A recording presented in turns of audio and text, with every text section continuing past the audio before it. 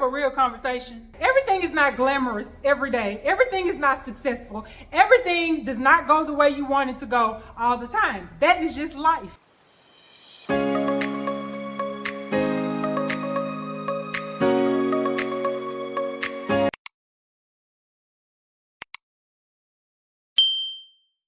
Hi, I'm Chenelle, and I have a lot of new subscribers. It is over 50 of you all now, so yay to that. But this channel is dedicated to elevating your everyday. I am your elevation bestie, and if you are into that, then you are in the right place. Today, we are going to have a serious conversation about failure. And that is something that is not discussed a lot in these spaces, these online spaces, because everybody wants to glamorize everything all the time. And that's just not the case. Everything is not glamorous every day. Everything is not successful. Everything does not go the way you want it to go all the time. That is just life. And one thing you can count on me to do is keep it real with you, okay? This conversation today was sparked from a recent episode of Emma Grede's Aspire podcast that I love. If you are not following her, please go follow her right now. She had a recent episode that I watched with the founder of Ami Coley. I think I'm saying that right. And I had never heard of this girl, and she's a black girl. She's a founder of a big time beauty brand that like scaled so much in so little time, but she just closed her business. So she had a conversation with Emma about failure. It was such an open and honest conversation. Emma asked her all the right questions. It was just so good. And today I want to have an open, honest conversation with you all because I've been there. Let's be real. There is no cookie cutter plan to success, okay? Because everybody's definition of success will be different and everybody's journey will be different. Now you can watch and mimic and maybe do some things that some of your favorite brands that you want to be in those spaces do, but your journey will never be their journey. And once you come to terms with that success is not overnight, it is really a long game, and that everyone is on their own path, and that the fact that failure is a part of success, then you'll be better off. I opened my first business in 2000. Well, I started it in 2005, but I didn't officially open it up for business until 2006. It was an online boutique. I had just moved to Atlanta, Georgia. I had a job at Nordstrom that didn't work out. So I was kind of sad about that. And because I just wanted to be in fashion, like that was my dream. I wanted to work in fashion. I had planned on keeping my job at Nordstrom, working my way up to be a buyer because that was like my dream job. Here I am, 21, 22 years old, fresh out of college. I got this job at Nordstrom. I'm so excited. I'm like, yes, I go in with enthusiasm, with ambition to make all the sales, to impress all the people so I can get to the top of where I had wanted to be. And that just didn't work out for me. 3 months in, I literally quit. Now I'm back at square one. I did have a degree, but it was in business administration marketing. And I wanted to be in fashion. So I'm like, where do I go from here? I'm literally at home on my computer, which was a desktop at the time because the year is 2005. So I'm on my computer at home, searching for jobs, trying to figure out what to do next. And this ad for eBay pops up. It was like some type of wholesale ad about buying wholesale in bulk from eBay. So it piqued my interest. I clicked on it. I got like into this deep dive into it, trying to figure it all out. And then next thing you know, I had opened a business. I ordered like a bulk order of a whole bunch of high heel shoes and called my business Step Into Style. And that is how my first business was born. Now I have all this product in my living room. What do I do with it? How do I sell it? And this was way before the big online boom when everybody was having businesses online. Like it was literally obsolete at the time. But I said, you know what? Why not? I built a website. I took pictures of my shoes in my apartment and I put it out there. At the time, there was no social media. All we had was MySpace. So it was literally word of mouth. So what I would do is, because of course I was living in Atlanta, I didn't really know anybody. I had this new business. I didn't have a job. So I would go back home to Jackson, Mississippi where I lived, and I would take my shoes and I would have these pop-up shops in my mom's living room before pop-up shops were a thing too, by the way. I would go like maybe every few months, I would order a new bulk of shoes and I would go to my mom's house and she would let me throw these parties in her living room. And that's how I started. Let me go back and say I did get another job. I ended up getting a job in marketing at the AJC. I was an advertising assistant. So I did go back and work, but I was still working on my business as well. And I would go every 3 months, do these pop-up shops in my hometown. And then, it just started going from there. Word of mouth, people would tell somebody, and then they would be like, well, how can I buy when she's not here? So then that's how my website started getting traction. Then when I started working in my job, I encountered a lot of new people. So I would tell them, I printed business cards.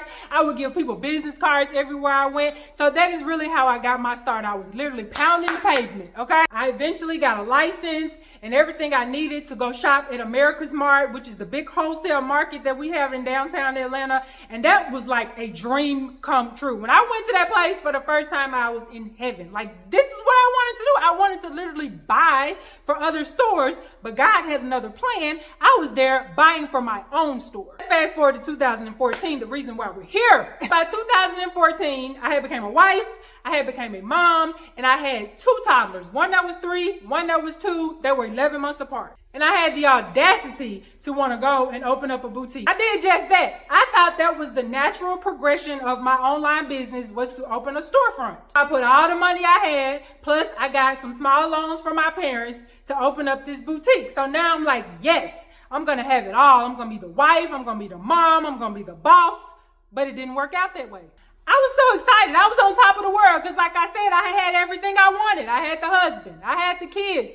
I had the store. And I thought, this is the dream. This is what I want to do for the rest of my life. Oh, but God had a different plan. Let's fast forward to 2015. It's a year later. It's coming time for my lease to be up. And I had to close my business. Let's rewind and go back and let me tell you why. Like I said, I had 2 toddlers. One was 3 and one was 2. They're totally different personalities. My oldest daughter, who was 3, she was very outgoing. She wanted to meet people and she wanted to be in school. So that's what I did. I put her in daycare. So my 2-year-old was the complete opposite. She was shy. She was introverted. She wanted to be right up under her mom. So I'm like, hey, I got this store. I'm running it. I'm the boss. I do what I want. My child can just come to work with me. I had an office in the back. I was like, perfect. I'll set her up back here. She'll have all her toys. She'll have her snacks. She'll have a TV. All the things. But that's not what she wanted. She wanted her mother. She wanted to be up under her mother. So she wouldn't stay in the back. She would always be in the forefront when I'm trying to help customers. But with all of that, it just became too much. I had it all, but it all came crashing down at once. I was exhausted. I was overworked. I was underpaid because, of course, everything I was making was going right back into the business. Trying to be the perfect mom, the perfect wife, and the perfect boss was taking its toll on me, and something had to give. My kids needed me, my husband needed me, my business needed me. But what's the most important? My kids were the most important thing to me. So I decided to close the business and be a full-time mom. I felt like I had to sacrifice my dream career and my dream life in order to be the best mom that I could be to those 2 little girls at the time. Whew! And the day I had to close the store and move everything out was like literally one of the most emotional days of my life. At the time, I thought it was the worst day of my life, but in hindsight, it wasn't. It was just a very emotional day. I literally went home and laid in the middle of the floor for 2 hours just sobbing. And my husband had to come pick me up off the floor because I thought I had failed myself. I thought I had failed my family. And in that moment, I just knew my life was over. I was like, I'm never going to achieve my dreams in my career. All I'm going to be is a mom and a wife. Now I'm back home with all this inventory. What do I do with it? What am I going to do?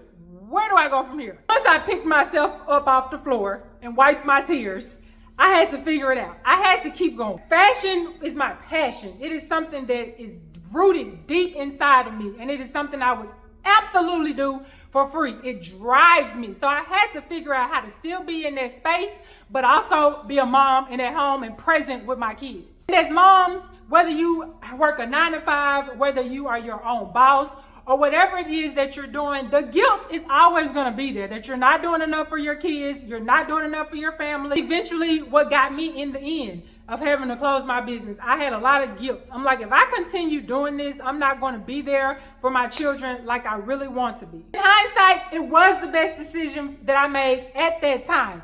But learning and growing has taught me that we have to let that mom guilt go. As women, as moms, as wives, we deserve our own life too. We deserve something that drives us, that makes us want to get up out the bed every day. We just have to learn to put systems in place in order to help us do the things that we want to do outside of being a wife, outside of being a mom. And let me just say this. There is no failure unless you quit. So at the time, me closing that boutique, I thought was the biggest failure, but it was not. It was a lesson of what I wanted to do next. I started listing on Poshmark, which is an online resale platform, for those of you who don't know. But I started listing all of my items from my boutique on Poshmark. And then after I had those 2 babies back to back, I had a lot of stuff in my own closet that I couldn't wear. So when I found Poshmark, it was like a dream come true. I started listing things on a daily. It was a way to still fuel my passion for fashion and make some money, make a little income, and be at home with my kids. At first, it was just like a hobby. It was just my outlet. But then it turned into a business. Once I got rid of all my clothes I couldn't fit anymore and all my boutique stuff, it's like I was addicted. Like, what do I do next? How can I keep listing? What do I do? This time it's like, I don't know, 2018, 19. So I had all these pieces that I had been curating over the years because I love thrifting, I love vintage, and I had been collecting a lot of vintage pieces. So when I ran out of stuff to list, I went to my archives. I pulled a couple pieces that I wouldn't mind getting rid of, and I threw them up on Poshmark just to see what would happen. The demand for vintage just was like unreal. I did not expect it to be like that. Those pieces sold almost immediately. After they sold, people would be commenting on the pictures and like, hey, do you have more vintage? Do you have more stuff like this? And I'm just like, I don't want to sell all my vintage stuff. So now what do? I started thrifting. I started going to thrift stores and finding vintage clothing and putting it on Poshmark. Next thing I know, January 2019, House of Chenelle was born. In the 6 years that House of Chenelle has been open, I have generated more sales, more income than I did in those 10 plus years that I had my first business open, even with the storefront. It's truly been a journey, and God has something better in store for me because now I get to be the mom that I want to be, the wife that I want to be, and the business owner that I want to be, and I can do it all from home. You don't realize that until, years down the line and you see where your journey takes you and you have that aha moment. If I never would have closed that business, I never would have found Poshmark. I never would have had all the opportunities that I've had through Poshmark. I never would have opened my new business, House of Chenelle. A setback is truly only a setup for a comeback. When I closed my business, I had all those feelings in my mind like, this is the end for me. I would never be able to work in fashion again. I'm always going to just be a mom. I won't have this moment again. But Emma Grede said something that was so profound on her podcast, the one she talked about failure, where she said, if you are deserving of your moment, it will always come back. And that is so true. I am a living witness. I want to end with that good quote from Emma Grede. If you are deserving of your moment, it will always come back. So remember that the next time you feel like you failed at something, you didn't get it right, or things weren't going your way, it's all a journey. And you have to believe that if it's meant for you, that it will be for you. Okay, that's it for today, guys. And if you like videos like this, if you are all about elevating your life, then please hit like, follow, share, and I will see you guys in the next video.